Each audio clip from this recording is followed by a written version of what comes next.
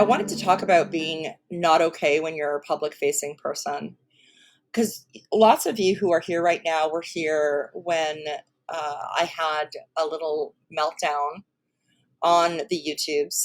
This was, I think, 3 weeks ago. Who was here? Can you put a one in the chat if you were here for that moment when something came to my attention and it really triggered a huge trauma response in me, and I spoke the truth of my experience with the thing and then immediately took it down. That led to a couple of weeks of being in a very intense freeze trauma response. So much so, in fact, that I now have frozen shoulder, my arm is numb, my hand is numb, because of the way that my body braces itself when I go into a freeze trauma response. Anyone who knows me knows that I've not really been okay since probably since the pandemic started. So I was pretty okay through 2018, 2019. I moved in with my son Gigi at the end of 2019. He had massive psychotic break in the middle of a global pandemic. And since then, things have been very, very difficult. I had a massive breakup. I moved. I've just been like treading water. Not going to cry. Um, but I also run an empire. I run a business, and the business that I run depends on my showing up on a regular basis and being front facing in a very uh like real way. Like, I teach a lot of live classes. If you're in Moonshine, you are meeting with me at least twice a month. I also do weekend retreats that are all live on Zoom. I do these lives on YouTube. I'm also extremely vulnerable on my social medias. And it's a topic that's coming up for me because I just did a lesson for Moonshine. My moonbeams, we're going to have that very shortly. You'll have it, I think, by Friday, because we're meeting live on Saturday for our live activation gathering, where I really looked at all of the layers and all of the parts of myself. And it really came up for me that I have I have some, not going to cry today. I have some shame about not being okay.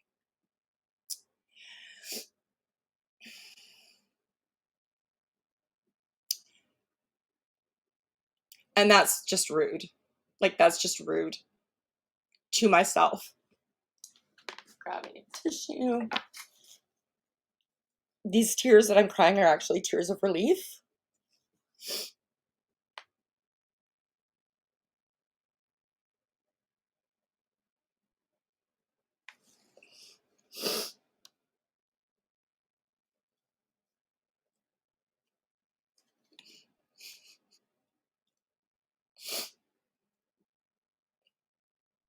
Because I've identified that now, that I have shame about not being okay. And there is no shame in not being okay. So I don't want to silence the voice within me that feels shame about not being okay. I don't want to beat up on that part of me. I understand that that part of me is really protective. I don't want to beat up on that part of me that's like, not okay with not being okay as a public facing person. I understand why that part of me has those feelings, and I empathize so much because it's such a difficult thing to do. It puts you in such a place of vulnerability. Um, so I'm not going to beat up on that part. And I refuse to feel ashamed that I feel ashamed. Does that make sense? I'm not going to pile on shame on top of shame here today. That's not what we're going to do today. What we're going to do today is we're going to acknowledge that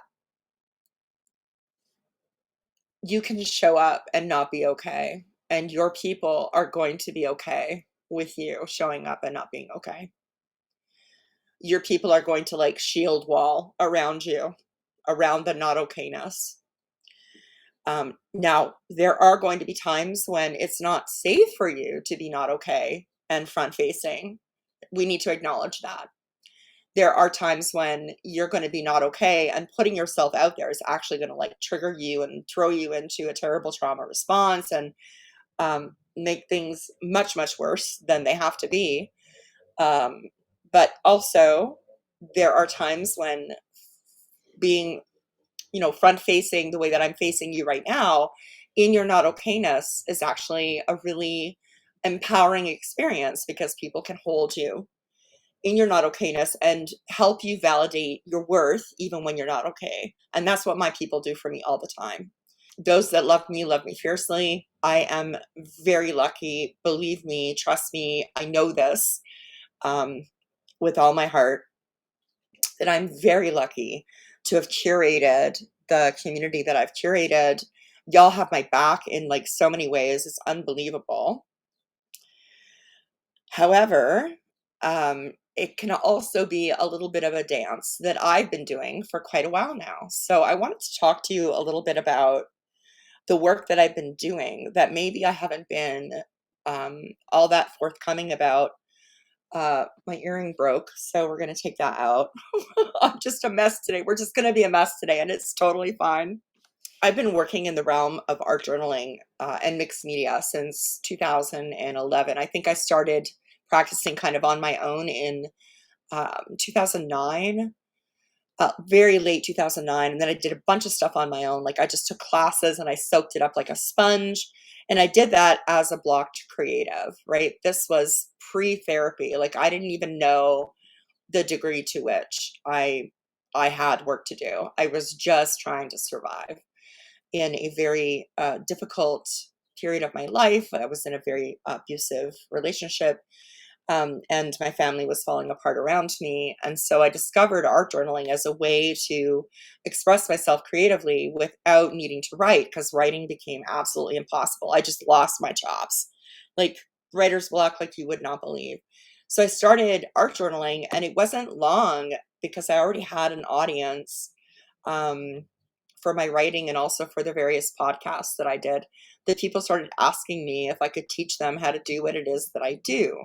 And what I do, what I was doing at that point and what I do now, was really formulated from years and years and years of living in poverty and not having ways to seek out the kind of assistance that I needed for what I had experienced in my childhood and in my adolescence and adult relationships, and finding all of the things that worked through various self-help venues. So I was like mad seeker. Like I was like, I read all the books, I did all the exercises, I did all the meditations, and much of what I taught when I started in this particular iteration of myself as an art journal teacher was really based on that foundational work of having done so much inner work to meet myself on the page through writing, to know myself, to know my limitations, to learn how to feel my feelings.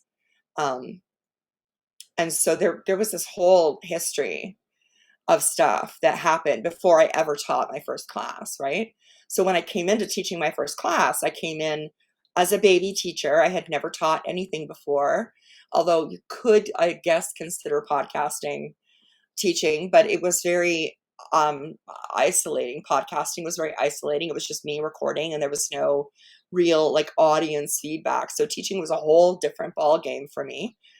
And it made me bump up against the realization the mixed media art was letting me dig from the bottom of the cauldron. I was stirring up all of my stuff. So in 2013, um, I sought out a therapist. I interviewed a few, I went to a few appointments, but in 2013, I began treatment with a psychotherapist in Kitchener, Ontario. I now live in London, but we still see each other over Zoom. And we got to the bottom of a lot of what was going on with me. But getting to the bottom of it required like literally years of working on what I refer to as secondary trauma, by which I mean that my present life, my current circumstances were re-traumatizing. I was in an abusive relationship. I was I was putting myself in harm's way with regards to the kind of communities I ran in. And a lot of work had to be done to get me to the point where now we are hitting the literal mother lode. Like there is no more appropriate word for what is happening right now. So I have been working with this therapist for since 2013. For many, many, many years, it was weekly. Now we are into biweekly, and I have been diagnosed with complex PTSD, which is basically like PTSD is one major traumatic event. Complex PTSD is when they just pile on. And trauma is not about what happens to you necessarily, but it is about who is present for you and how they are present for you when it happens. A lot of what I suffered in isolation. There was no safe place for me to be. And still, in the midst of all of that, I built my tiny empire. And it really is tiny. Like it is a very tiny little empire. I have, I think, currently about maybe like I don't know who shows up to my lives. Less than 100 people show up to my lives. Less than 100 people show up to live classes. I have a larger network than that. You know, there are people who come in on a free offering or they sign up for my newsletter because they're curious. And there are about 7,000 of those people, but people actually signing up for my classes, very tiny, which I don't mind because I'm an introvert. And it can be very scary for me to front face with you because I'm rarely okay.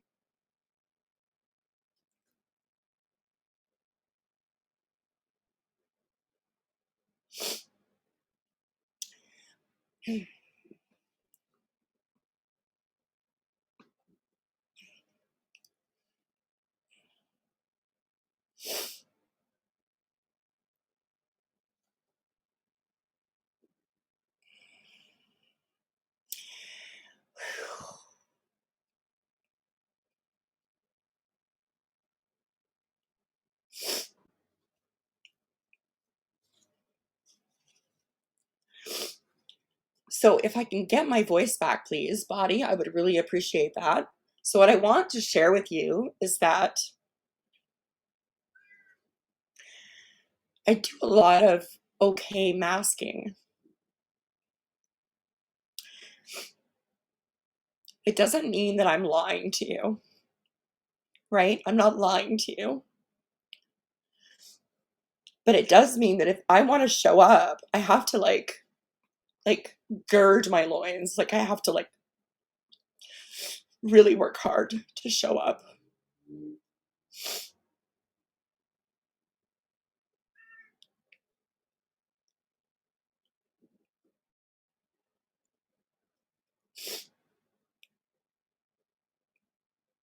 And sometimes I'm going to get it wrong. You know, sometimes I'm going to show up and I'm going to get all my stuff all over you.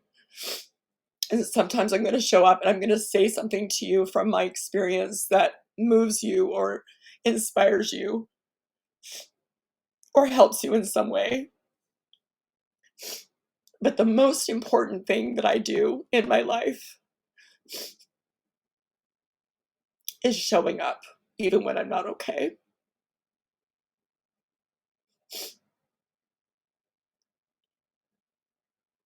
Because I want you to know that it's such a powerful thing to show up when you're not okay. If you show up in a space where your people have you, where you've got your shield wall, and they love you, and they hold you, and they help you get perspective, and they help you see what it is that you can't see, and they name things that maybe you didn't even know were true for you, and now you understand that they are true for you. And the only way you get that kind of intimacy, the only way you get those people who will like hold the wall for you, who will surround you with love and protection without lying to you, without bullshitting you, without blowing smoke up your ass, is to be honest, is to be straight with people.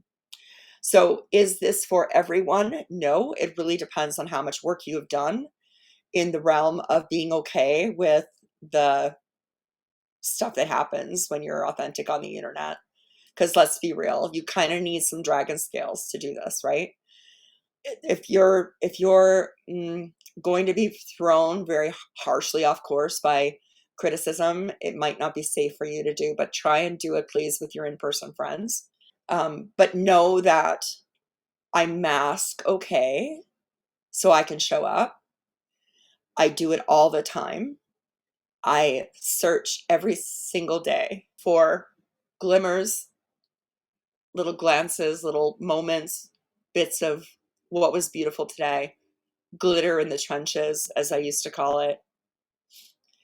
And I think I do that so loudly and so publicly because I want you to see that it is possible to live in a non-binary sort of existence where no, shit is not okay. There's a lot of things that are not okay, that you can create little pockets of wonder and enchantment for yourself. I do that. I do that. I model it. I live it. I do that. And sometimes the difference between getting out of bed and not getting out of bed is knowing that you can create that for yourself.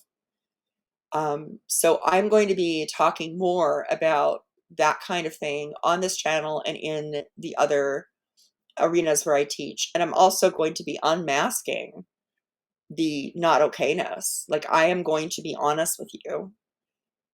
I'm not okay, or today was hard, or I'm really grappling with this piece of what I'm going through. And if that's not your jam, I trust that you will go find what works for you without being unnecessarily harsh or critical of me, please. One of the signs that I'm healing after 10 years of intense therapy is that masking is becoming more and more difficult. And the reason for that is that I am less and less able to dissociate. Like, I can't just turn it off anymore. If it arises, it arises. And so if I'm in the middle of doing a piece and something comes up, it's hard for me to get that back into check. And in fact, it's not necessarily healthy for me to do that. I need to be able to say, this is what's coming up and this is how I'm going to handle it, without censoring myself or pretending like everything is fine when everything is not fine. So that is what I'm going to be doing. Now, is it comfortable for other people to witness a person unmasking? No, not necessarily. It can be very uncomfortable. So I want you to take care of yourself. If I'm unmasking, if, for example, I'm sitting here tear stained, saying I haven't been okay in a long time, and that makes you uncomfortable, I want you to put yourself first. Like, I really do these things in service to myself in part, but also in service to you. So if this is not your jam, if it's not comfy, step out. Please feel free to step out always. I'm not here to, I'm not, I'm not a like farm over here. I'm not, trying to like drum up sympathy for views. That's not what I'm about at all. But I am less and less able to mask what is actually going on with me. And actually, I think that's like amazing. Like, I think that's amazing, even though it's awful. It's a tower moment. It feels like shit. It's really, really difficult. I also think that the opportunity for um, greater aliveness, for more life force, is presenting itself to me through this lack of availability of the mask that I usually wear. So if you are here to watch the train wreck, that's fine with me. That's fine with me. I have no control over that. But if you are here to grow with me as a human with shadow stuff and with issues that arise and with a desire for the kind of intimacy that can only happen when you're real with one another, then please stick around. And also, going live here has been a really interesting experience for me. I don't really know what I expected from doing this. I thought it would be fun. I needed a schedule. I needed some structure. You guys, I hope you know, I hope you understand by now, if you've been following me for any length of time, that really, honestly, nothing gets done unless I'm doing it for someone else. Also a problem. Sorry. But if I make a habit something that other people show up for, I'm much more likely to actually do it. One day I will get to the point where I can do what it is that I want to do without needing to serve others. But I'm not there yet. I'm not there yet. I'm working on it, right? So this channel has been part of my integration. This way that I show up, maybe a little altered on muscle relaxers because I've got a frozen shoulder, and I'm just myself. I'm just myself, and sometimes completely unmasked. And the way that that threw me into such a powerful trauma response a few weeks ago, very revealing, very revealing. So I'm doing a lot of work around the subject of showing up as myself unmasked and being unashamed of not being okay. I think that's fundamental right now. So I want to heart with you that your presence in my spaces can also reflect that. You can show up not okay. You can show up in the thick of it. You can show up in the trenches. You can show up in the grip of substance abuse. You can be in the middle of a really hard place in your trauma recovery. You can show up confused about your gender. You can show up absolutely certain about your gender, but unwilling to come out about it. You can show up with whatever sexual orientation you are. You can show up having made really terrible choices for yourself in your life, and now you're in the process of repairing them. You can show up completely self-serving and just basking in the glow of this community. You can show up not knowing where you belong. You can show up as you are in whatever skin you're in. And trust me, you can, because I do, right? I do. So you can too.